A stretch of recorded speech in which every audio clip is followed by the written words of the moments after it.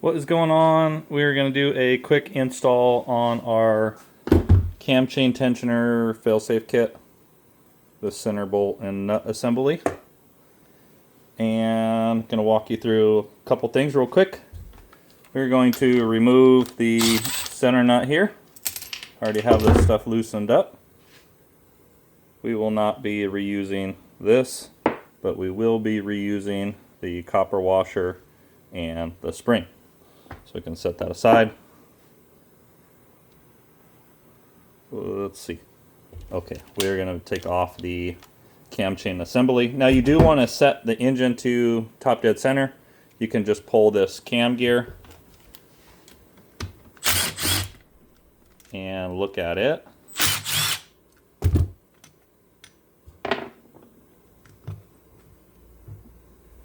Let's get that off of there. Okay. So verifying you're at top dead center or fairly close. You don't need to pull the bottom one, just up there to inspect that. Now what we're going to do here is remove.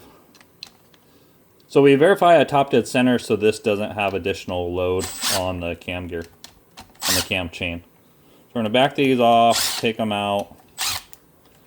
With that is going to come the main tensioner assembly. Now if you're confident in the condition of your assembly or newer bike, or you just change it or whatever the deal is, then you don't necessarily have to take this off, but I do recommend it. So we're a couple teeth out there. We can push on this lever and kind of shake that out, and we can inspect the teeth there and make sure nothing's going on. So we need to reset the tensioner, and what that means is to press it all the way back in or to that first tooth, and that is ready to go back in. Inspected, good condition, that can go back in.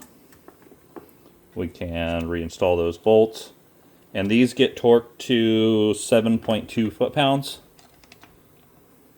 I am going to run them in with the gun right here because I will recheck these later. If you don't have a torque wrench, just using a standard length Allen and giving a quick pull on it is going to be tight enough. These don't need to be crazy tight. So what goes on next is the spring is going to go in, and this washer is going to go on the new assembly.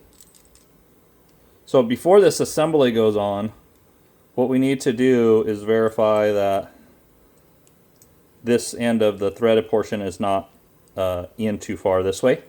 We don't want it to start automatically ratcheting that adjuster. So what we need, doing everything one-handed as always, take a tape measure. You want about 1 inch of distance between the main nut and the head of the screw there.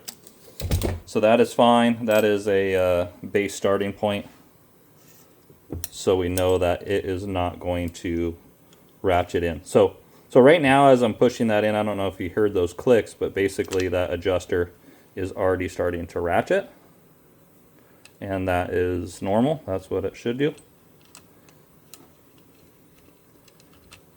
So come on. Okay, we got that in. Snug down. This is going to be torqued to 14 foot-pounds. They are a fairly big size. Right now I'm just going to snug it down with the short ratchet, and I will go back and torque it later. But so now we know that that is tight if you torqued it. Now we can run this down by hand. We're going to back this nut off. There we go. I'm going to run this down by hand, and you will start to feel some resistance, and that's where you're going to stop at. So we're going to do 2 settings on here. The first one is just by hand. What you're going to do is snug this down. You're going to run the motor, recheck, reset it at top dead center, and then go back and check this again. Now I'm just using fingertip pressure here. That's all we want. So we'd go back and then tighten this down. Now this nut don't need to be super tight. A little bit of pressure on there and that's it. Once we rerun it, the cam chain may seat in, or if the cam chain was brand new, it's gonna have a little bit of runtime. You'll want to go back and reset this. Now this adjuster is going to work just as it is factory. We are just backing up that factory thread. So that is what we got. That's snug down. If we run the motor, I may need to go back and recheck this, see if it threads in anymore. But that is what we got.